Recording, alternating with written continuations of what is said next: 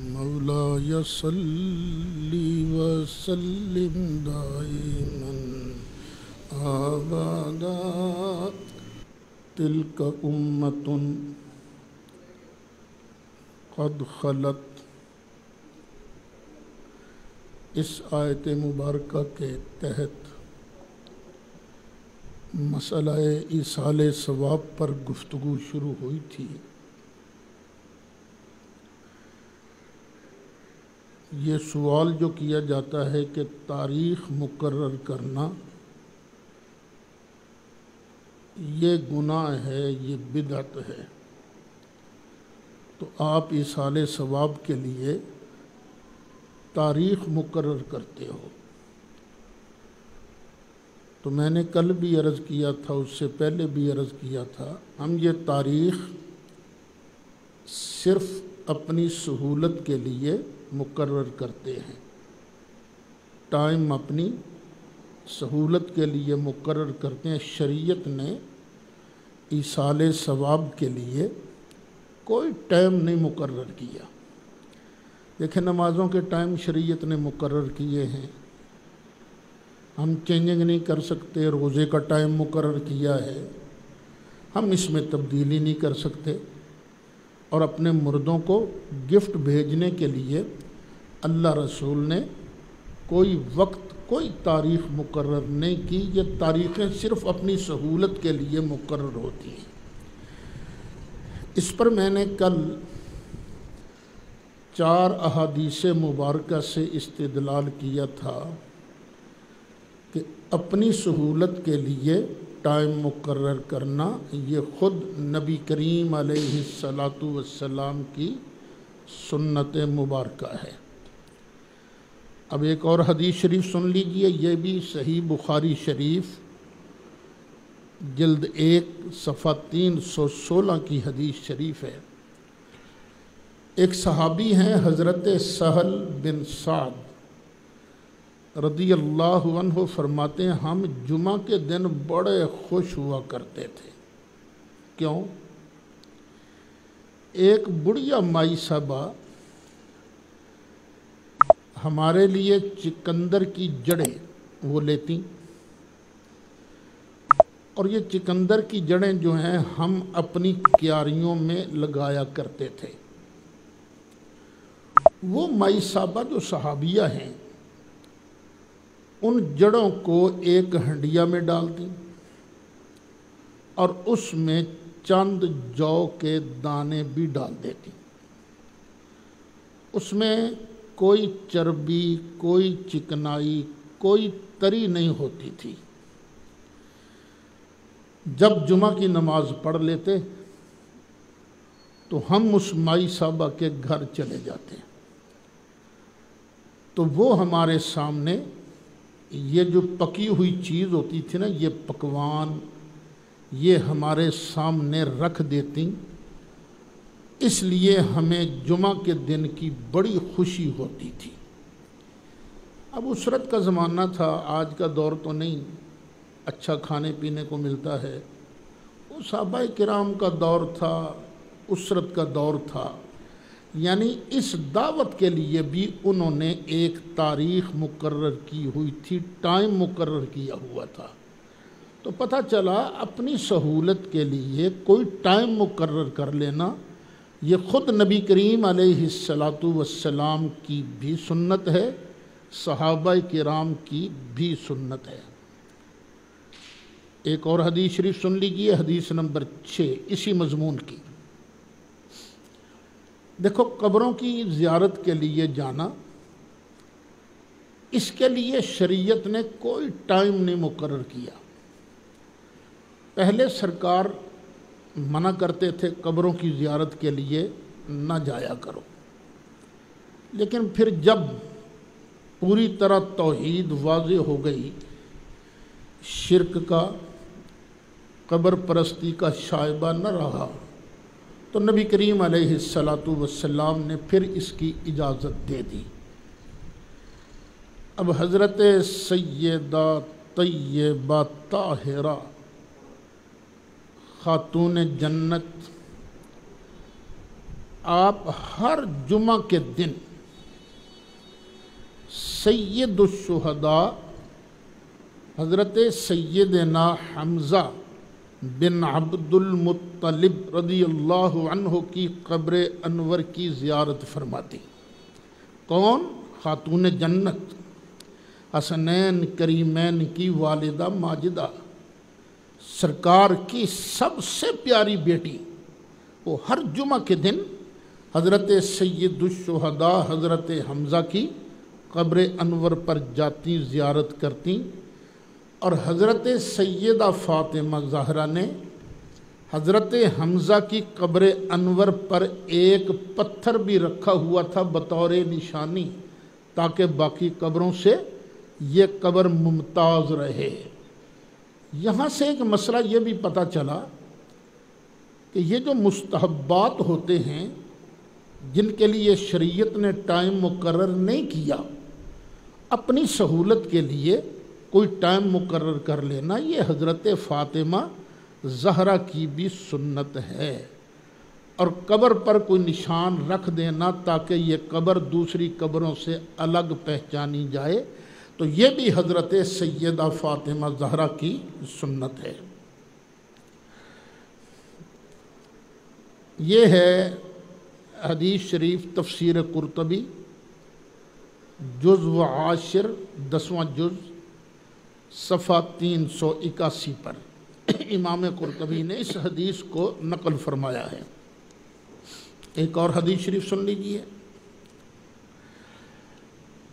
خود نبی کریم علیہ السلام ہر سال شہدائے احد کی قبروں پر تشریف لے جاتے ہیں، ہر سال، یعنی سال کے بعد کسی کی قبر پر جانا یہ خود نبی کریم علیہ السلام کا طریقہ مبارکہ ہے، اور وہاں جا کر آپ ان کو سلام فرماتے۔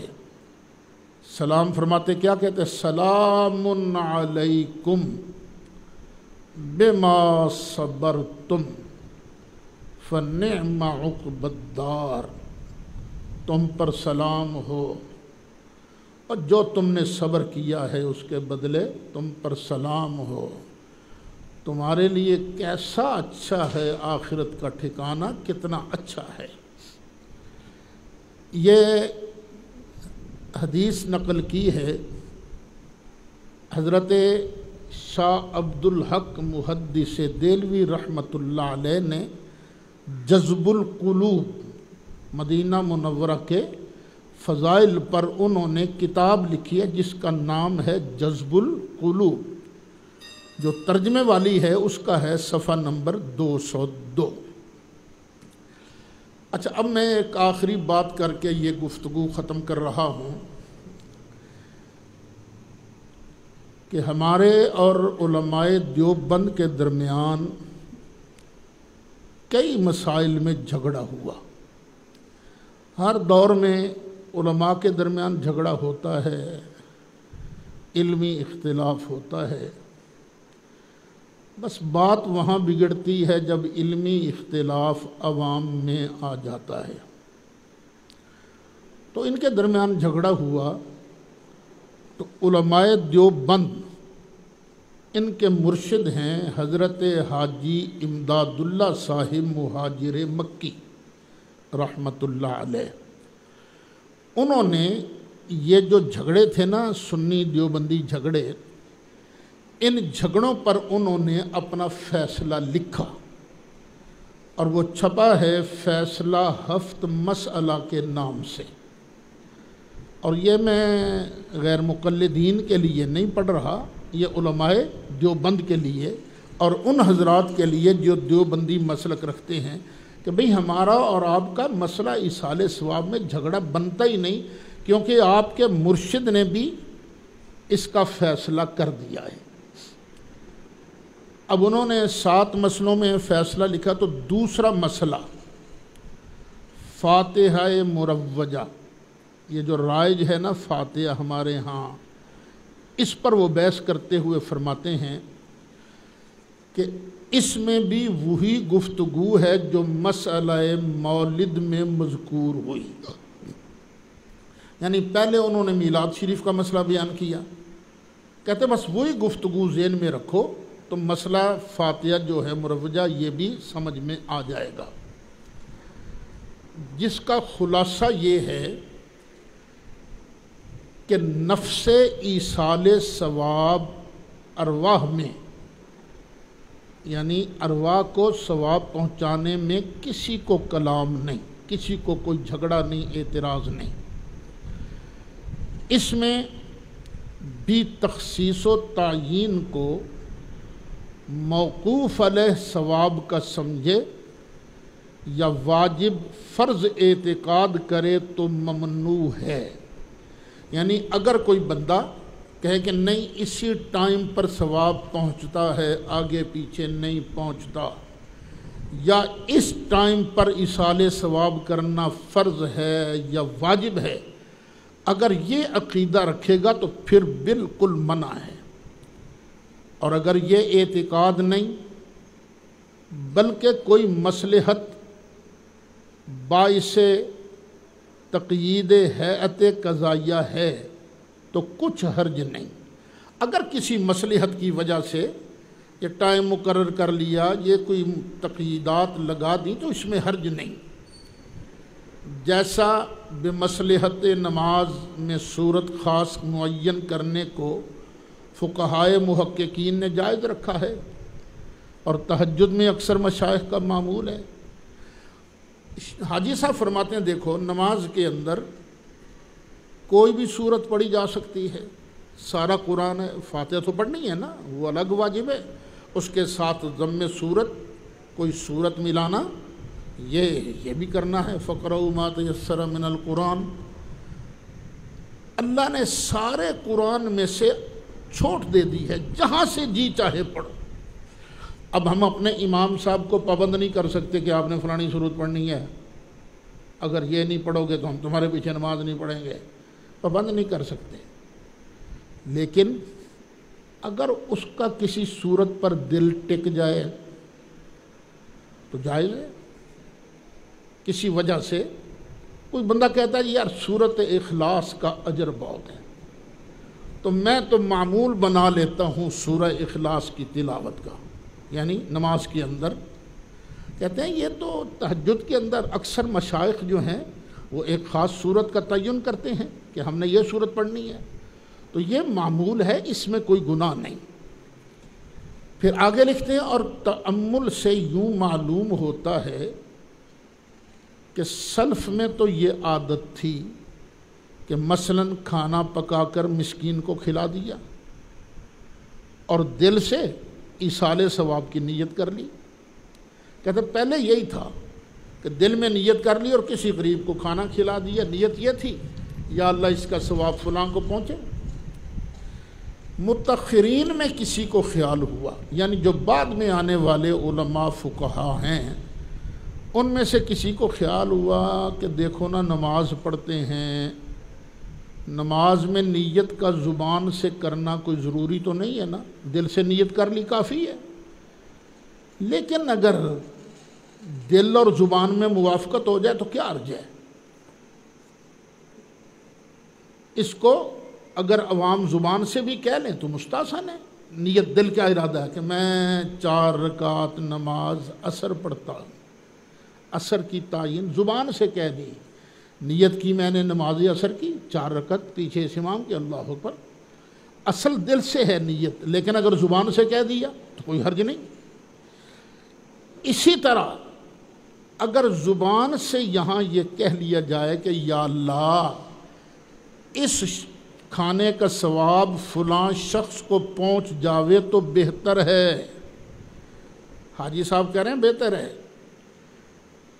پھر کسی کو خیال ہوا کہ لفظ اس کا مشار الیہ، یعنی یا اللہ یہ جو کھانا ہے نا اس کا ثواب فلاں کو پہنچ گئے، یہ کھانا اس کا ثواب، وہ کھانا کہاں ہے؟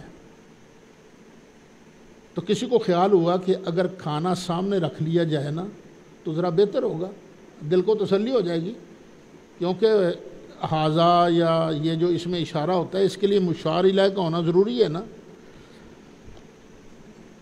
تو وہ کھانا روبرو لانے لگے۔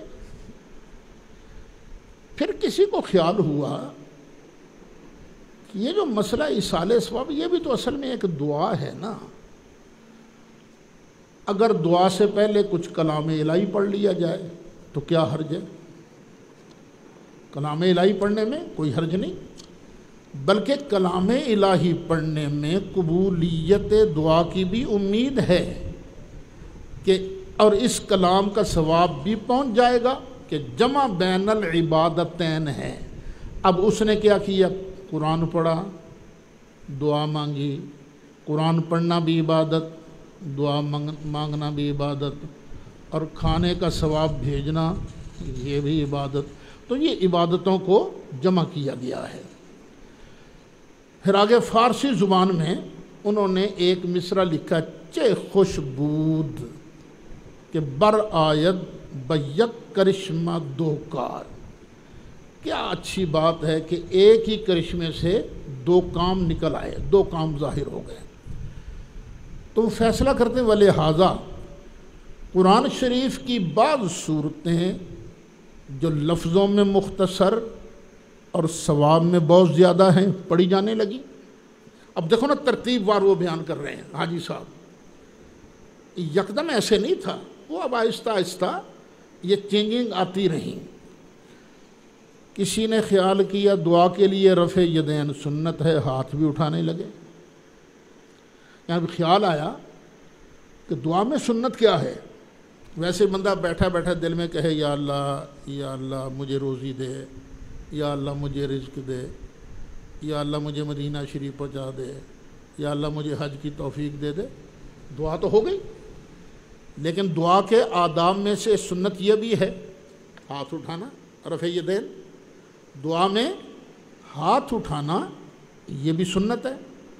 تو یہ وہ ہاتھ اٹھانے لگے، کھانا سامنے رکھا، کلام الہی پڑھا، دعا مانگنے لگے اور ہاتھ اٹھانے لگے۔ پھر کسی نے خیال کیا کہ کھانا جو مسکین کو دیا جائے گا تو اس کے ساتھ پانی پلانا بھی تو بڑا ثواب ہے نا، اس پانی کو بھی کھانے کے ساتھ رکھ لیا۔ لو جی، بس یہ ہیئت قضائیہ حاصل ہو گئی۔ یعنی جو ہم کرتے ہیں، حاجی صاحب نے جو علماء دیوبند کے پیر و مرشد ہیں انہوں نے اس کو بالکل صحیح قرار دیا ہے، یہ ہیئت قضائیہ حاصل ہو گئی۔ اب وہ آگے نیا پیرا لکھتے ہیں، رہا تعیین تاریخ۔ تو یہ بات تجربہ سے معلوم ہوتی ہے جو امر کسی خاص وقت میں معمول ہو تو اس وقت وہ یاد آ جاتا ہے اور ضرور ہو رہتا ہے۔ دیکھو نا کیسی پتہ کی بات کی حاجی صاحب نے کہ معمول ہو جائے نا کہ ہم نے یہ کام اس وقت کرنا ہے، تو جن کا معمول بن جاتا ہے نا ان کا کام بھی ہو جاتا ہے۔ ہمارے کئی مشائخ ہیں ان کا معمول ہے عصر کی نماز کے بعد دلائل الخیرات شریف پڑھتے ہیں، تو جن کا معمول ہوتا ہے نا وہ روز پڑھ لیتے ہیں، جن کا معمول ہوتا ہے نا جنہوں ہم وقت لگا پڑھ لیں گے تو کئی بار رہ بھی جاتا ہے، اور نہیں تو سال ہا سال گزر جاتے ہیں کبھی خیال بھی نہیں آتا۔ یہ حاجی صاحب لکھ رہے ہیں۔ اسی قسم کی مصلحتیں ہر امر میں ہیں جن کی تفصیل طویل ہے، محض بطور نمونہ تھوڑا سا بیان کیا گیا ہے، ذہین آدمی غور کر کے سمجھ سکتا ہے۔ اور قطع نظر مصالح مذکورہ کے ان میں بعض اسرار بھی ہیں، کہتے ہیں کچھ اس میں خاص باتیں بھی ہیں، بھید ہیں۔ پس اگر یہی مصالح بنائے تخصیص ہوں تو کچھ مذائقہ نہیں، یعنی یہ جو ہم نے بیان کیا ہے اگر یہ چیزیں سامنے ہوں تو پھر وہ تاریخ کے تعین میں، ہاتھ اٹھانے میں، قرآن کی چند خاص صورتیں پڑھنے میں، اس میں کوئی حرج نہیں ہے، کوئی مذائقہ نہیں ہے۔ اچھا، اور آگے پھر اور 11ویں حضرت غوث پاک قدس سرہ کی اور 10واں 20واں چہلم ششماہی سالیانہ وغیرہ اور توشہ حضرت شیخ احمد حق رودلوی رحمۃ اللہ تعالی علیہ اور سرمنی حضرت شاہ ابو علی قلندر رحمۃ اللہ علیہ حلوائے شب برات اور دیگر طریقے ایصال ثواب کے اسی قاعدے پر مبنی ہیں. یعنی یہ سرکار غوث اعظم کی 11ویں ہو اور بزرگوں کے ایصال ثواب کی جو نام ہے وہ بھی ذکر کر کے کیا، یہ سب اسی قاعدے پر مبنی ہیں. اور آگے کیا لکھتے ہیں؟ علماء دیوبند کے مرشد ہیں اور فرماتے ہیں اور مشرب اس فقیر کا اس مسئلہ میں یہ ہے کہ فقیر اس حیت کا پابند نہیں. یعنی میں پابندی نہیں کرتا کہ ضرور اسی طریقے سے کرنا ہے، مگر کرنے والوں پر انکار بھی نہیں کرتا. لیکن جو آدمی اس طرح کرتا ہے میں اس کو نہ برا کہتا ہوں نہ اسے کچھ گالم گلوچ کرتا ہوں، انکار بھی نہیں کرتا. یہ ہے جناب فیصلہ ہفت مسئلہ از حاجی امداد اللہ صاحب مہاجر مکی رحمۃ اللہ علیہ. تو میں جو کہا کرتا ہوں نا کہ اگر علماء دیوبند ہمارے ساتھ بیٹھنا چاہتے ہیں تو اس کی بیس جو ہے فیصلہ ہفت مسئلہ بھی بنائی جا سکتی ہے. اس کو بنیاد بنا کر جو مسائل ہیں ان مسائل پر فیصلہ کیا جا سکتا ہے. الحمدللہ کہ میں نے ایصال ثواب کے مسئلے پر اس وقت جو کہنا مناسب تھا وہ کہہ لیا ہے. آگے ایک بات رہتی ہے، وَمَا أُحِلَّ بِهِ لِغَيْرِ اللَّهِ. اس کا کچھ حصہ یہ میں نے بیان کیا تھا سورہ بقرہ اس نام کے رکھنے کی وجہ میں کہ غیر اللہ کا نام آنے سے شے حرام نہیں ہوتی، اور اس کی پوری تفسیر انشاءاللہ بیان کروں گا. انما حرم علیکم المیتۃ والدم ولحم الخنزیر وما اہل بہ لغیر اللہ. چلیے جی نکالیے قرآن شریف.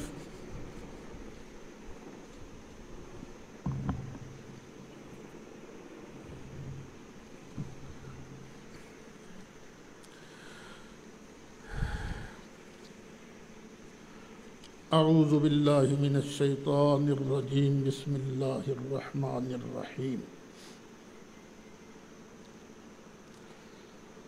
وقالوا كونوا هودا او نصارى تهتدوا. اور کہا اہل کتاب نے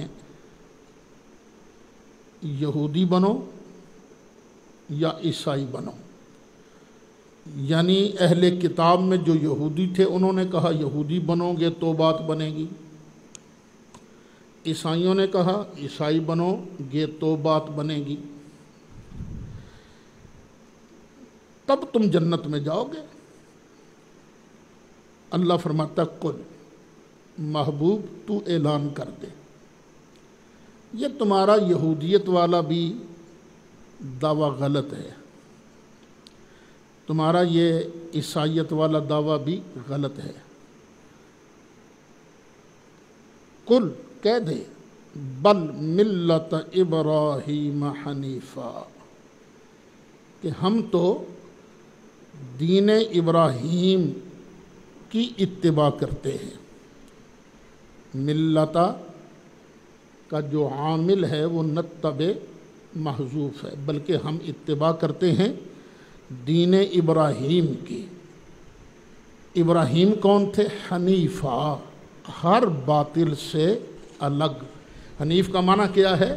ہر باطل سے الگ. ہم دین ابراہیم کی پیروی کرتے ہیں جو ہر باطل سے الگ تھے.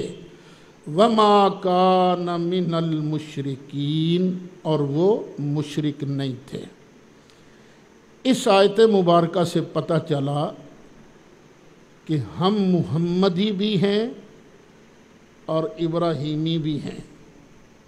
یہ جو دین اسلام ہے نا، یہ دین ابراہیمی کو اپنے ضمن میں لیے ہوئے ہے.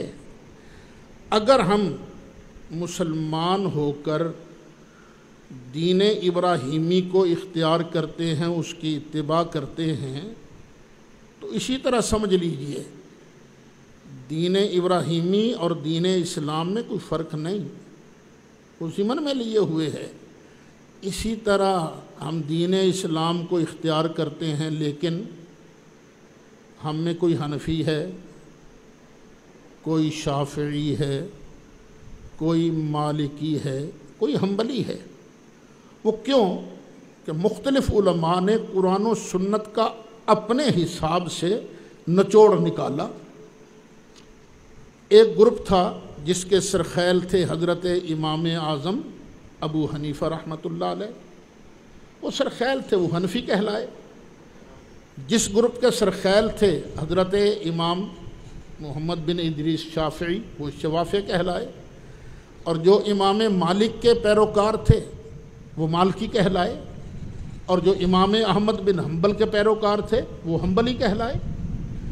تو یہاں سے اس بات کو ضد نہیں بنانا چاہیے، تم حنفی ہو تو تم مسلمان تو نہیں ہو۔ نہیں بھائی، جس طرح ہم محمدی ہو کر ابراہیمی ہیں، اسی طرح ہم مسلمان ہو کر کیوں یہ قرآن و سنت پر عمل کرتے ہیں۔ اگر کوئی ڈائریکٹ اپنی مرضی سے عمل کرے تو وہ غیر مقلد، اور اگر کسی ماہر کی رہنمائی میں قرآن و سنت پر عمل کرے تو وہ اگر ماہر شافعی ہوگا تو شافعی بن جائیں گے، حنفی ہوگا تو حنفی بن جائیں گے۔ ایک بات یہ ابراہیم علیہ السلام کو کئی جگہ پر حنیف کہا گیا ہے، آیتیں آتی رہیں گی۔ تو ابراہیم علیہ السلام کیا تھے؟ حنیف۔ کیا تھے؟ حنیف۔ اچھا، ہم لوگ جو اپنے آپ کو حنفی کہلواتے ہیں وہ کیوں؟ یہ جو امام اعظم ابو حنیفہ رحمۃ اللہ علیہ ہے نا، ان کی کسی بیٹی کا نام حنیفہ نہیں تھا۔ خام مذاق اڑاتے ہیں نا لو، یہ حنیفہ دے ابے دے پیچھے چل دینے، وہ پنجابی میں حنیفہ کہتے ہیں۔ یہ حنیفہ تو اصل میں یہ ان کی کنیت ہے۔ تو کنیت اصل میں کیا ہے؟ ابو الملت الحنیفہ۔ کیا کنیت ہے؟ ابو الملت الحنیفہ۔ اس وجہ سے حضرت امام صاحب کو ابو حنیفہ کہا جاتا ہے۔ ملت محذوف ہو گیا نا، لمبا لفظ تھا تو ابو حنیفہ ہو گیا، تو ان کے ماننے والے حنفی کہلوائے۔ تو ابراہیم علیہ السلام کیا تھے؟ حنیف۔ شیعہ نہیں تھے، شیعہ نہیں تھے۔ یہ بعض حضرات جو ہیں وہ بڑی ضد کرتے ہیں، وہ کہتے ہیں قرآن تو کہتا ہے ابراہیم علیہ السلام شیعہ تھے۔ نکالو 23واں پارہ سورہ صافات آیت نمبر 83، یہ ہے نا پیچھے، سلام علی نوح فی العالمین، نوح پر سلام ہو جہان والوں میں، انا کذالک نجزی المحسنین، بے شک ہم ایسا ہی صلہ دیتے ہیں نیکوں کو۔ نیکوں کو صلہ کیا دیتے ہیں؟ کہ لوگوں کی طرف سے ان پر سلام بھیجتے ہیں اور اپنی طرف سے بھی سلام بھیجتے ہیں۔ انہ من عبادنا المؤمنین، بے شک وہ ہمارے اعلیٰ درجہ کے کامل الایمان بندوں میں سے ہے۔ کون؟ نوح علیہ السلام۔ ثم اغرقنا الآخرین، پھر ہم نے دوسروں کو ڈبو دیا، غرق کر دیا۔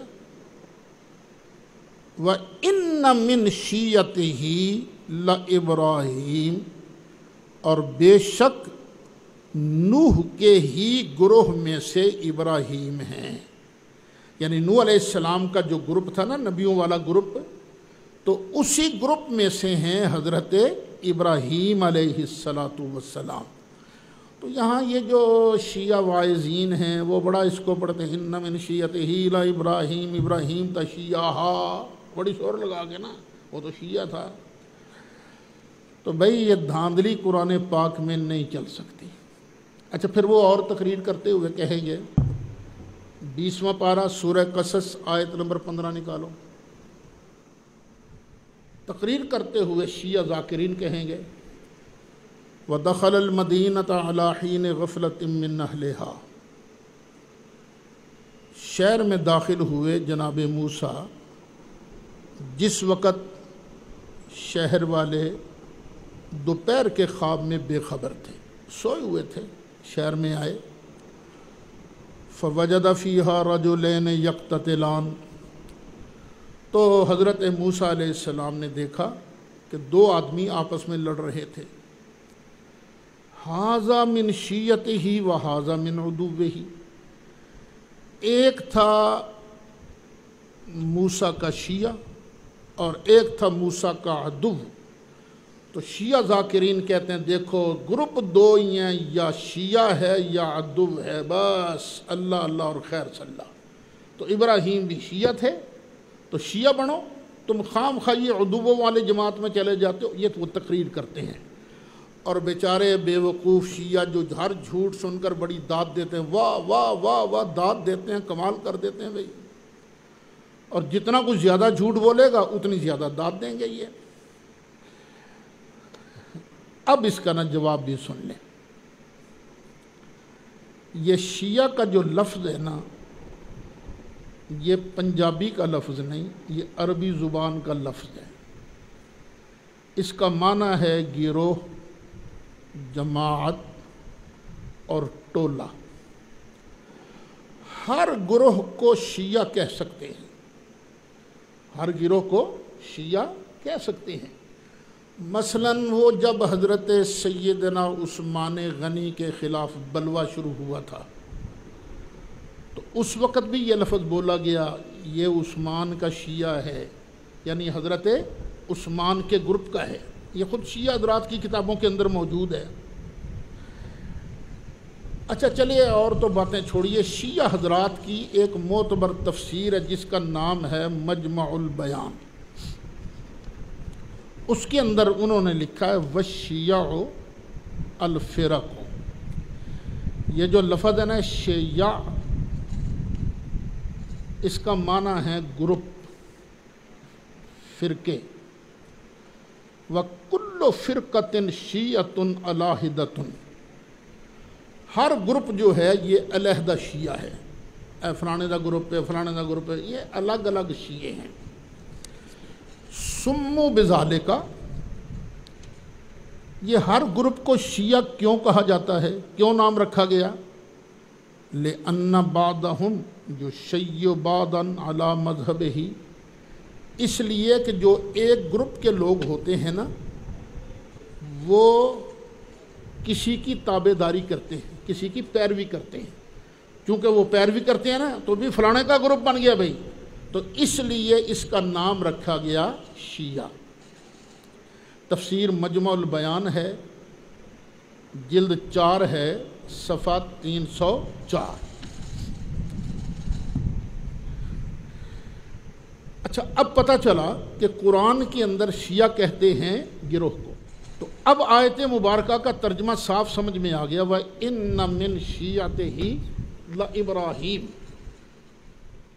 کہ حضرت نوح علیہ السلام کے گروہ میں سے ہی حضرت ابراہیم علیہ السلام ہیں۔ اچھا آج کل شیعہ کس کو کہتے ہیں؟ شیعہ اس کو کہتے ہیں جو قرآن کریم کو محرف مانے، قرآن کا انکار کرے،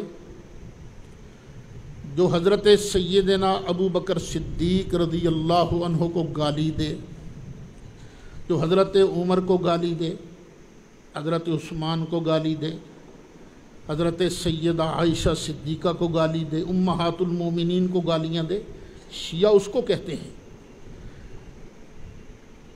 کیونکہ ان کے مذہب جو آج کل کے شیعہ نا بڑے دھڑلے سے کہتے ہیں، ہمارے مذہب کے 2 ہی اصول ہیں، ایک تبرہ ایک تولا۔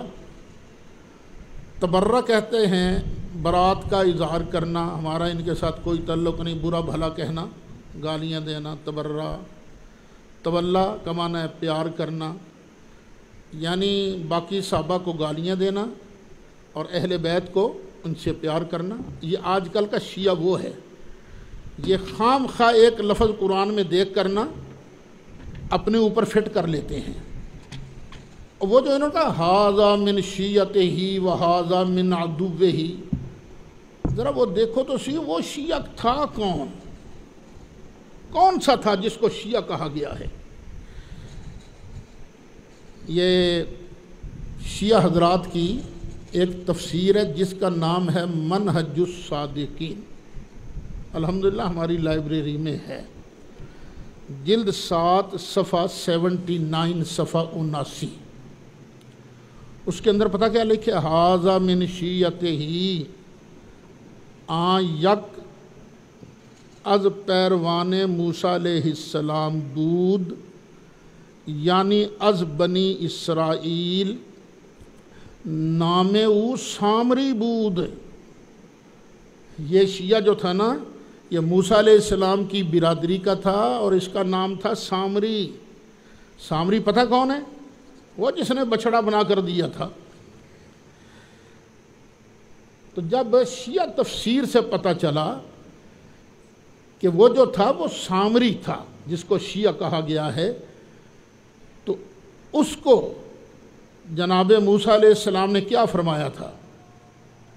یہ یاد نکالو دوبارہ ذرا۔ ھذا من شیعتہ و ھذا من عدوہ، سورۃ قصص تھی نا، آیت نمبر 15۔ فاستغاثہ الذی من شیعتہ علی الذی من عدوہ، تو جو موسیٰ کے گروپ میں سے تھا اس نے فریاد طلب کی اپنے دشمن کے خلاف، مدد مانگی، موسیٰ میری مدد کر، یہ تو مجھے رگڑا دے رہا ہے۔ فوقظہ موسیٰ فقضی علیہ، موسیٰ علیہ السلام نے ایک ٹھوکی، وہ بندہ مر گیا۔ قال ھذا من عمل الشیطان،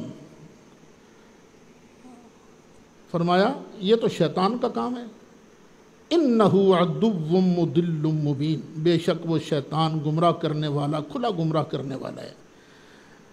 پھر سرکار موسیٰ علیہ السلام نے اللہ کی بارگاہ میں عرض کیا، رب انی ظلمت نفسی فاغفر لی، فغفر لہ انہ هو الغفور الرحیم۔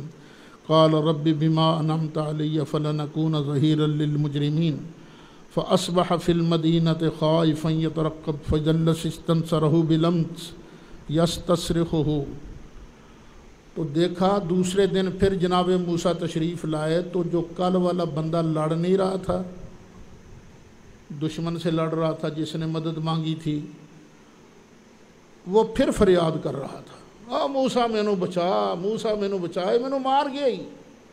یہ کون فریاد کر رہا تھا؟ موسیٰ علیہ السلام والا شیعہ۔ اب پتہ اسے موسیٰ علیہ السلام نے کیا فرمایا؟ قال لہ موسیٰ، موسیٰ نے اس کو فرمایا، انک لغوی مبین، اور تو کھلا گمراہ ہے، تو کھلا گمراہ ہے۔ اب بتاؤ تم شیعہ بننا پسند کرو گے جو قرآن کہہ رہا ہے شیعہ؟ اور شیعہ کا معنی گروپ ہے، گروپ اچھا بھی ہوتا ہے، گروپ برا بھی ہوتا ہے۔ تو یہ نہیں طریقہ چاہیے کہ جی قرآن کے اندر جہاں بھی آ گیا بس ٹھیک ہے وہاں پر ہم ہی ہیں۔ اگر تم ہی ہو جہاں بھی قرآن میں لفظ شیعہ آیا ہے تو پھر نکالو ذرا 8واں پارہ سورۃ انعام آیت نمبر 159۔ ہاں جی، ان الذین فرقوا دینہم وکانوا شیعا، بے شک وہ لوگ جنہوں نے اپنے دین کے ٹوٹے ٹوٹے کیے، وکانوا شیعا، وہ تھے شیعہ۔ کیا بننا پسند کرتے ہو شیعہ؟ یہاں وکانوا شیعا، وہ کئی گروہ بن گئے جنہوں نے دین میں تفریقہ ڈالا، ٹکڑے ٹکڑے کیے، وہ کئی گروپ بن گئے۔ کیوں جناب اب یہاں بھی خود بننا پسند کرو گے یا صرف وَإِنَّ مِن شِيَّتِهِ لَإِبْرَاهِيمَ تک کی بات نہیں ہے؟ اور لفظ شیعہ، یہ لفظ شیعہ خود برا نہیں، برا گروپ ہو تو برا، اچھا گروپ ہو تو اچھا۔ اب یہاں یہ جو ہے نا ان الذین فرقوا دینہم وکانوا شیعا، اس کے تحت تفسیر مجمع البیان میں جو شیعہ حضرات کی معتبر تفسیر ہے علامہ طبرسی کی، اس میں انہوں نے لکھا ہے یہ کون لوگ تھے جن کو شیعہ کہا گیا، یہ کون لوگ تھے؟ وہ کہتے ہیں یہاں سے 3 گروپ مراد ہو سکتے ہیں جن کو شیعہ کہا گیا۔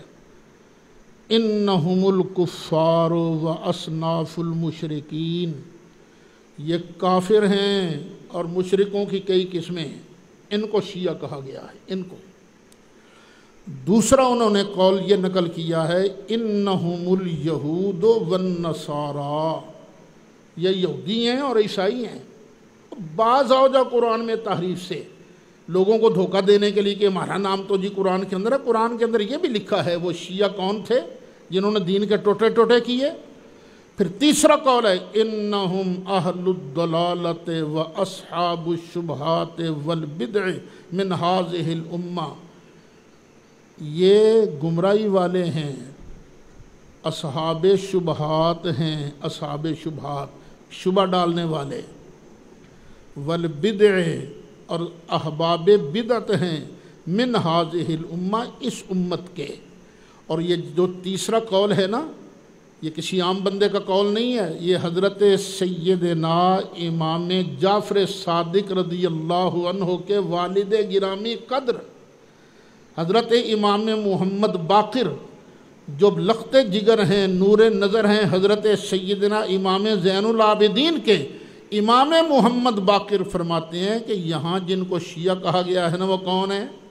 گمراہ، اصحاب شبہات، شبہ ڈالنے والے، شبہ ڈالیں گے ہاں ابو بکر ایسا تھا، فاطمہ زہرا کا فدق کھا گیا، حضرت عمر نے بڑا ظلم، خام خواہ شبہات ڈالنے والے اور اس امت کے بدعتی لوگ ہیں۔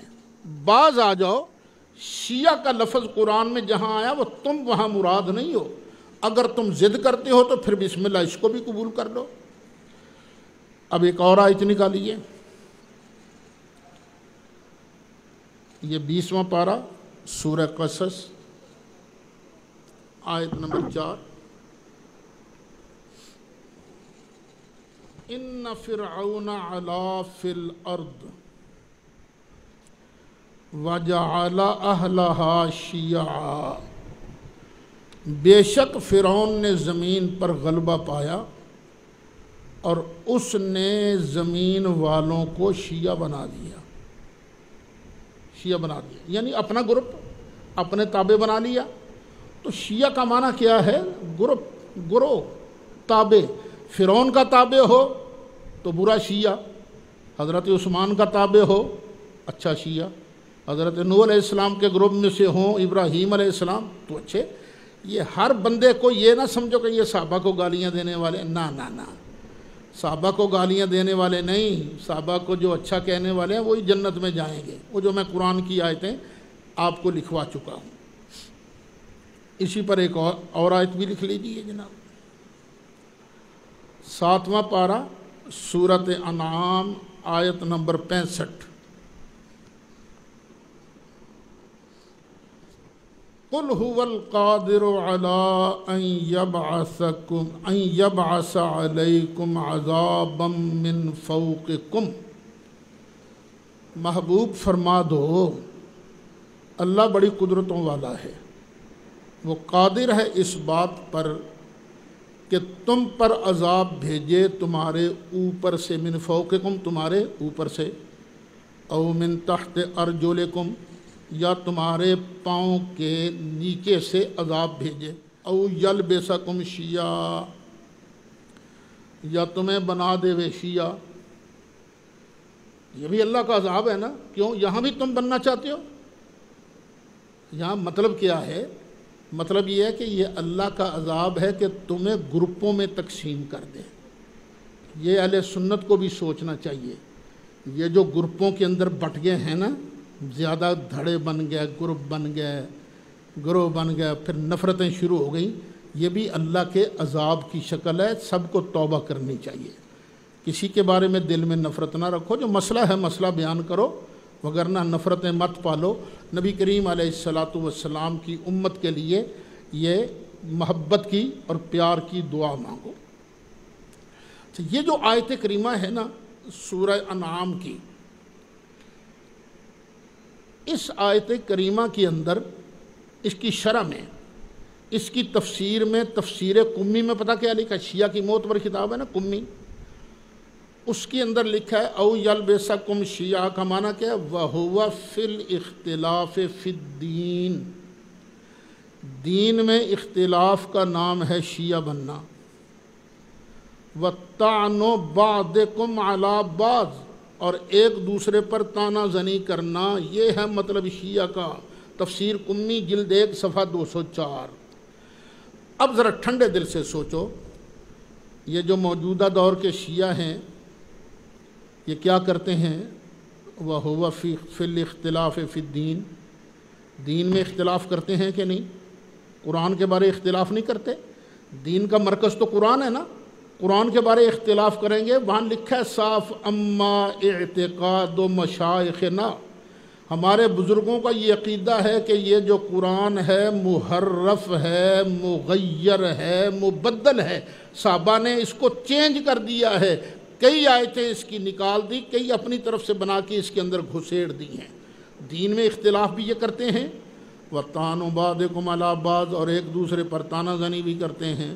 یہ تانے نہیں میں دیتے حضرت ابوبکر صدیق کو، حضرت عمر فاروق کو، حضرت عثمان غنی کو، حضرت سیدہ طیبہ طاہرہ عائشہ صدیقہ کو، تو یہ آیت بچوں بالکل تمہارے اوپر فٹ آ رہی، بعد آ جا سیدھا سیدھا کہہ دے شیعہ کا معنی ہے گروہ، گروہ اچھا بھی ہوتا ہے برا بھی ہوتا ہے، اگر وہاں تم مراد ہو تو پھر یہاں بھی تم ہی مراد ہو۔ چلو جی 21واں پارہ نکالو، سورۃ روم، آیت نمبر 31-32۔ پیچھے اللہ فرماتا ہے فَأَقِمْ وَجْهَكَ لِلدِّينِ حَنِيفًا، آیت نمبر 30۔ تو اپنا منہ سیدھا کرو اللہ کی طرف، للدین حنیفہ، اطاعت کے لیے اکیلے اسی کے ہو کر، فطرت اللہ التی فطر الناس علیہا، اللہ کی ڈالی ہوئی بنا جس پر لوگوں کو پیدا کیا، لا تبدیل لخلق اللہ، اللہ کی تخلیق کو، اللہ کی بنائی چیز کو چینج نہ کرنا، ذالک الدین القیم، یہی سیدھا دین ہے۔ جو دین اللہ نے دیا ہے نا اس میں تبدیلی مت کرنا، یہ نہیں کہ تم کہنا شروع کرو یہ مغرب کی 3 رکعت کیا ہوتی ہیں، ہم 2 پڑھیں گے یا 4 پڑھیں گے، نہیں، جو اللہ کا دین ہے اس کو ویسے ہی رہنا دو۔ وَلَٰكِنَّ أَكْثَرَ النَّاسِ لَا يَعْلَمُونَ، لیکن اکثر لوگ نہیں جانتے، مُنِيبِينَ إِلَيْهِ، اسی کی طرف رجوع لاتے ہوئے، وَاتَّقُوهُ، اس سے ڈرتے ہوئے، وَأَقِيمُوا الصَّلَاةَ، اور نماز قائم کرو، وَلَا تَكُونُوا مِنَ الْمُشْرِكِينَ، اور مشرک نہ بننا۔ اب یہ مشرک نہ بننا یہ کس کو کہا گیا ہے؟ مِنَ الَّذِينَ فَرَّقُوا دِينَهُمْ وَكَانُوا شِيَعًا، ان میں سے نہ بننا جنہوں نے اپنے دین کے ٹوٹے ٹوٹے کیے، وَكَانُوا شِيَعًا، اور ہو گئے شیعہ۔ تو کیا بھئی یہاں بھی شیعہ سے تم ہی مراد ہو کہ جنہوں نے دین کے ٹوٹے ٹوٹے کیے وہ کیا بن گئے؟ گروپ بن گئے، کوئی ایک گروپ ادھر بن گیا، کوئی ایک گروپ ادھر بن گیا، کوئی۔ تو شیعہ کا لفظی معنی جو ہے وہیں تک رہنے دو، اس کو اپنے مذہب پر فٹ نہ کرو، اگر وہاں فٹ کرو گے تو یہ معنی یہاں بھی فٹ ہوگا۔ چلو جی 14واں پارہ بھی نکالو، سورۃ حجر، آیت نمبر 10۔ وَلَقَدْ أَرْسَلْنَا مِنْ قَبْلِكَ فِي شِيَعِ الْأَوَّلِينَ وَمَا يَأْتِيهِمْ مِنْ رَسُولٍ إِلَّا كَانُوا بِهِ يَسْتَهْزِئُونَ، اور ہم نے، بے شک ہم نے تم سے پہلے اگلے شیعوں میں کئی رسول بھیجے۔ کیا خیال ہے یہ ترجمہ شیعہ کا کرنا ہے یا تم نہیں مراد رکھنا ہے؟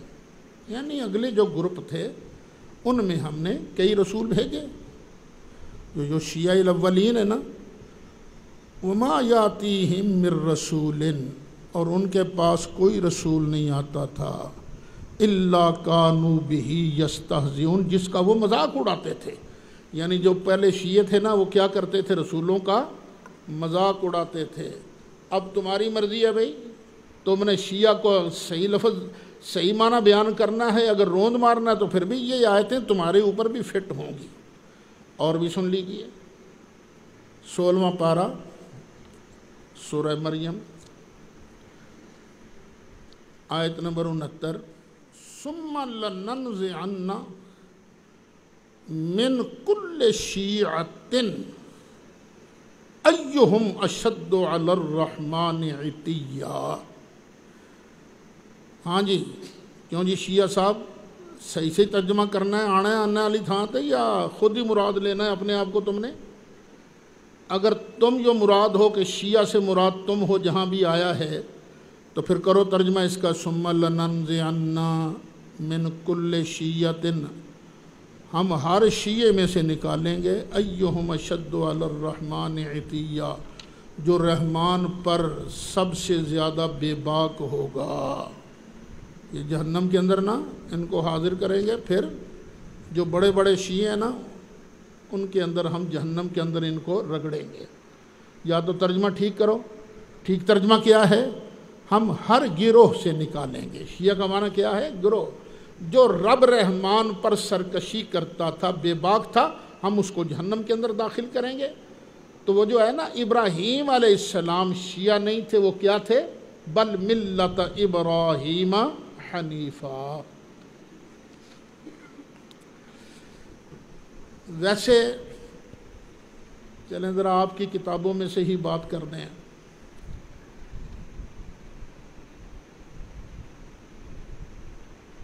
شیعہ کے بارے میں جو شیعہ نے علی بنتے ہیں، ان کے بارے نبی کریم علیہ السلام کا کیا ارشاد گرامی ہے؟ نبی کریم علیہ السلام نے مولا مرتضیٰ سے فرمایا تھا، علی ہم شیعتک، یہ جو تیرے شیعے بنے پھرتے ہیں نا، فسلم ولدک، اپنی اولاد کو ان سے بچا کے رکھنا، ان یقتلوہم، یہ تیری اولاد کو قتل کریں گے۔ یہ کتاب ہماری نہیں ہے، کتاب بھی کیا ہے؟ کافی کتاب الروضہ یعقوب کلینی کی، اور یہ کافی وہ کتاب ہے کہ جب اس نے اس کتاب کو مکمل کیا تو ان کے عقیدے کے مطابق حضرت سیدنا امام مہدی یہ غار کے اندر چھپے ہوئے ہیں، تو کتاب لے کر امام مہدی کے پاس گیا، تو حضرت امام مہدی نے کتاب دے کر بقول ان کے کہا کافن لشیعتنا، یہ ہمارے شیعوں کے لیے کافی ہے۔ تو اس کا نام ہو گیا کافی۔ ایک ہے اصول کافی، ایک ہے فروع کافی، اور ایک ہے روضہ کافی، کتاب الروضہ۔ کتاب الروضہ جلد 8 صفحہ 260، یہ مطبوع تہران، یہ نبی کریم علیہ السلام نے مولا مرتضیٰ کو فرمایا تھا۔ پھر خود حضرت علی ارشاد فرماتے ہیں، لو میزت شیعتی، اگر میں اپنے شیعوں کے گروپ بناؤں نا تو لم اجدہم الا واصفہ، تو یہ منافق ہی نکلیں گے۔ بھئی یہ تو تمہاری کتابوں کے اندر موجود ہے نا، کافی کتاب الروضہ کے اندر، یہ تو منافق ہی نکلیں گے۔ وَلَوْ امتحنتہم لما وجدتہم الا مرتدین، اور اگر میں ان کا امتحان لوں نا سارے مرتد بن جائیں گے یہ۔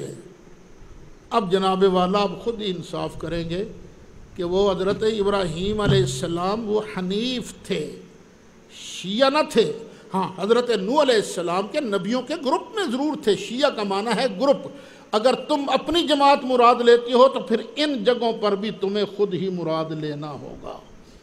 تو اللہ تعالی ہمیں قرآن کی صحیح سمجھ نصیب فرمائے۔ چلیے پھر کھولیے قرآن شریف، بسم اللہ۔ سبق قولوا آمنا باللہ، کہو کہ ہم اللہ پر ایمان لائے۔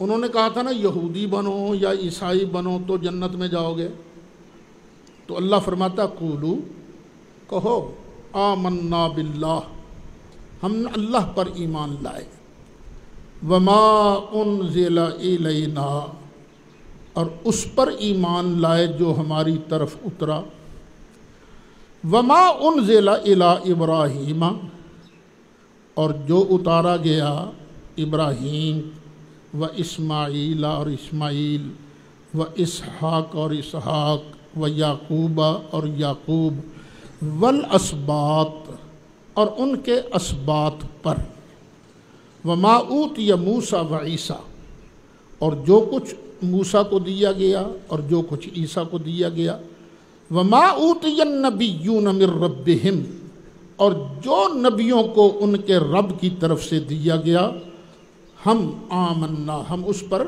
ایمان رکھتے ہیں۔ اچھا یہاں ایک لفظ آیا ہے اسباط۔ اسباط کا یہ جمع ہے سبتن کی۔ یہ سبتن جو ہے نا لفظ، ایک کہتے ہیں پوتے کو، نواسے کو، تو اسباط کا معنی بنے اولاد۔ لیکن یہ ایک خاص اصطلاح بھی ہے۔ ابراہیم علیہ السلام کے جو بیٹے تھے نا، 2، اسماعیل علیہ السلام، ان کی اولاد جو مختلف شاخیں نکلی نا، ان کو کہا گیا قبائل، اور جو یعقوب علیہ السلام کی اولاد میں سے نکلے نا، ان کو کہا گیا اسباط۔ کہ ہم سب کو مانتے ہیں، لا نفرق بین احد منہم، ہم ان کے درمیان کسی میں فرق نہیں کرتے۔ وَنَحْنُ لَهُ مُسْلِمُونَ اور ہم تو اسی کے فرما بردار ہیں، سجدہ کریں گے تو اسی کو کریں گے، عبادت کریں گے تو اسی کے کریں گے، مانیں گے سب نبیوں کو، لیکن نبیوں کی پرستش نہیں کریں گے۔ کس کی پرستش کریں گے؟ کس کے آگے سر جھکائیں گے؟ وَنَحْنُ لَهُ مُسْلِمُونَ ہم اللہ کی بارگاہ میں سر جھکائیں گے۔ یہ جو لفظ ہے نا لا نفرق بین احد منہم، ہم نبیوں کے درمیان فرق نہیں کرتے۔ کیا مطلب؟ کسی کو مانیں کسی کو نہ مانیں، یہ ہم نہیں کرتے۔ فضیلتیں ہیں، درجے ہیں۔ تلک الرسل فضلنا بعضهم علی بعض، یہ نبیوں کے رسولوں کو گروپ ہے، ان میں سے ہم نے بعض کو بعض پر فضیلت دی۔ درجات میں فرق ہے، نفس نبوت میں کوئی فرق نہیں، یہ بات یاد رکھنا۔ نبوت میں کوئی فرق نہیں، درجے میں فرق ہے۔ یہ نہیں جس طرح دیوبند کے بانی مولوی قاسم نانوتوی صاحب نے کہا یا مرزا قادیانی کہتا ہے، ایک نبی ہوتا ہے تشریعی، غیر تشریعی، ذلی، بروزی، نہ لا نفرق بین احد منہم۔ اور مولوی قاسم نانوتوی صاحب نے کیا کہا؟ ایک ہوتی ہے نبوت بالذات، ایک ہے نبوت بالعرض۔ یہ قرآن کی صراحت کے خلاف ہے، نبوت کے اندر کوئی تفریق نہیں ہے۔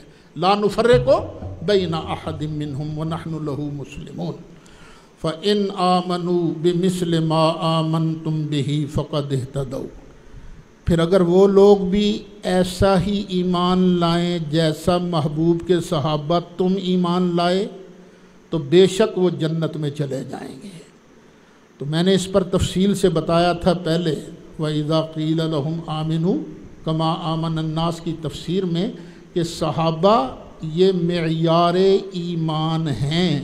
اللہ یہودیوں عیسائیوں کتابیوں سے مطالبہ کر رہا ہے کہ تم اگر جنت میں جانا چاہتے ہو تو تم کو کیسا ایمان لانا ہوگا؟ جیسا ما آمنتم بہ، جیسا میرے محبوب کے صحابہ تم ایمان لائے ہو۔ وَإِن تَوَلَّوْا پھر اگر وہ منہ پھیریں فَإِنَّمَا هُمْ فِي شِقَاقٍ پھر تو وہ نری ضد میں ہے نا۔ محبوب فکر نہ کرنا تیرے حمایتی تھوڑے ہیں، فکر نہ کرنا۔ فَسَيَكْفِيكَهُمُ اللَّهُ محبوب ان قریب اللہ تمہیں ان سے کفایت فرمائے گا، یہ تیرا کچھ بگاڑ نہیں سکیں گے۔ فَسَيَكْفِيكَهُمُ اللَّهُ یعنی یہ پیشین گوئی ہے کہ اللہ وحدہ لا شریک ہے، اللہ بے مثل ہے، قادر ہے، وہ ان لشکروں کا محتاج نہیں، جتنے مرضی میرے مصطفیٰ کے مخالف بن جاتے۔ فَسَيَكْفِيكَهُمُ اللَّهُ، اور قرآن کی یہ پیشین گوئی پوری ہوئی۔ امیر المومنین حضرت سیدنا عثمان غنی ذو النورین رضی اللہ عنہ قرآن پاک کی تلاوت کر رہے تھے۔ قرآن سامنے پڑا ہوا تھا، بلوائیوں نے آن کے نہ وار کیا، خون کا قطرہ گرا، اور لفظ کیا تھا منہ پر، زبان پر؟ فَسَيَكْفِيكَ۔ یہ جو کا کہا ہے نا، تو خون کا قطرہ گرا اور اسی آیت پر گرا۔ وہ قرآن پاک کا نسخہ جس پر حضرت عثمان غنی کا خون گرا تھا وہ آج بھی محفوظ ہے۔ وَهُوَ السَّمِيعُ الْعَلِيمُ، اور وہی سننے والا ہے، جاننے والا، وہی سنتا ہے، جانتا ہے۔ عیسائی جس کو نہ اپنا بچہ پیدا ہوتا یا کسی کو عیسائی کرنا چاہتے تو وہ کیا کرتے؟ یلو کلر جو ہے نا اس کے اندر نہ اسے نہلاتے اور کہتے اب یہ پکا عیسائی بن گیا ہے۔ تو آگے اللہ ارشاد فرماتا ہے یہ رنگوں سے کیا ہوتا ہے؟ صبغۃ اللہ،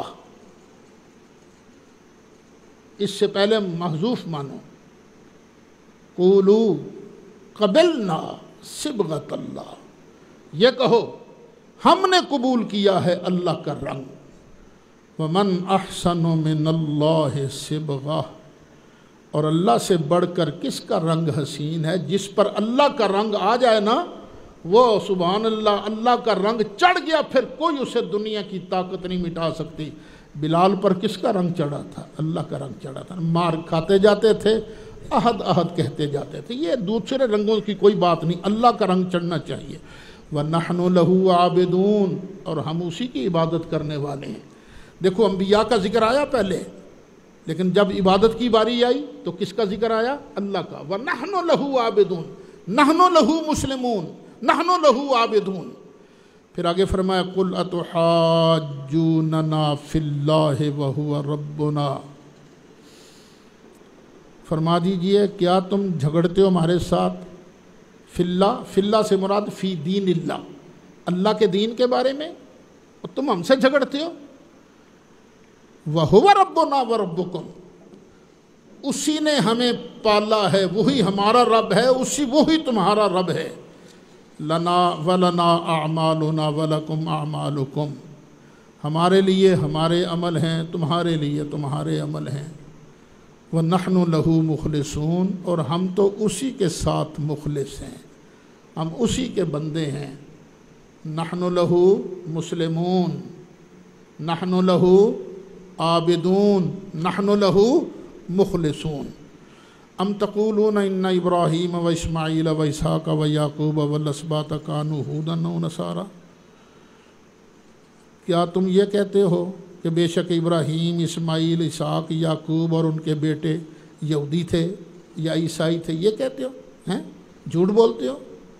قل اانتم اعلم ام اللہ، تمہیں زیادہ پتہ ہے یا اللہ کو زیادہ پتہ ہے؟ محبوب پوچھ ان سے، تم زیادہ جانتے ہو یا اللہ زیادہ جانتا ہے؟ اور سن لو وَمَنْ أَظْلَمُ مِمَّنْ كَتَمَ شَهَادَةً عِنْدَهُ مِنَ اللَّهِ، اور اس بندے سے بڑھ کے کون ظالم ہوگا جس کے پاس اللہ کی گواہی ہو اور وہ اس کو چھپائے۔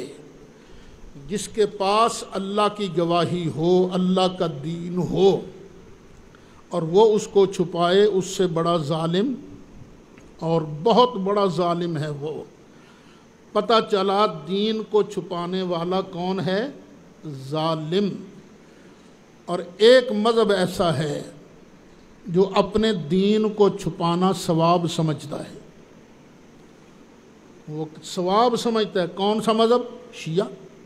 وہ کہتے ہیں تقیہ، کتمان حق، باب الکتمان، پورے چیپٹر موجود ہیں، کتاب التقیہ، باب الکتمان۔ جو چھپائے گا اسے اللہ عزت دے گا، جو ظاہر کرے گا اللہ اس کو ذلیل کرے گا، یہاں تک انہوں نے لکھا ہے۔ تو انشاءاللہ اب چونکہ کافی وقت لگ گیا نا اسی پہلے پارے کے آخری 2 ہفتے لگ گئے، کتنے ہو گئے؟ ہاں 2 ہفتے تقریباً لگ گئے۔ تو چلے کچھ ترجمہ بھی تو آگے نکلنا چاہیے نا، مگر نہ لکھواؤں گا اس کو میں۔ وَمَا اللَّهُ بِغَافِلٍ عَمَّا تَعْمَلُونَ، اور اللہ تعالیٰ جو تم کرتے ہو اس سے بے خبر نہیں ہے۔ تِلْكَ أُمَّةٌ قَدْ خَلَتْ، یہ گروہ ہے جو گزر گیا، لَهَا مَا كَسَبَتْ، ان کے لیے ان کی کمائی، وَلَكُمْ مَا كَسَبْتُمْ، اور تمہارے لیے تمہاری کمائی، وَلَا تُسْأَلُونَ عَمَّا كَانُوا يَعْمَلُونَ، اور جو وہ کرتے تھے تم سے نہیں پوچھا جائے گا۔ ہر کسی سے سوال اس کے اپنے بارے ہوگا، ان سے ان کے بارے پوچھا جائے گا اور تم سے تمہارے بارے پوچھا جائے گا۔ تو میرے بیٹو، پوچھا ہم سے بھی جانا ہے، تم نے زندگی کیسے گزاری؟ اللہ کی یہ نعمت قرآن پاک ہمارے پاس ہے۔ اللہ کرے کہ ہم قبر میں حشر میں یہ جواب دے سکیں کہ مالک تو نے جو کتاب ہمیں عطا فرمائی تھی ہم نے اسی کے مطابق زندگی بسر کی ہے۔ مولا صلی وسلم دائماً ابدا علی حبیبک خیر الخلق کلہم۔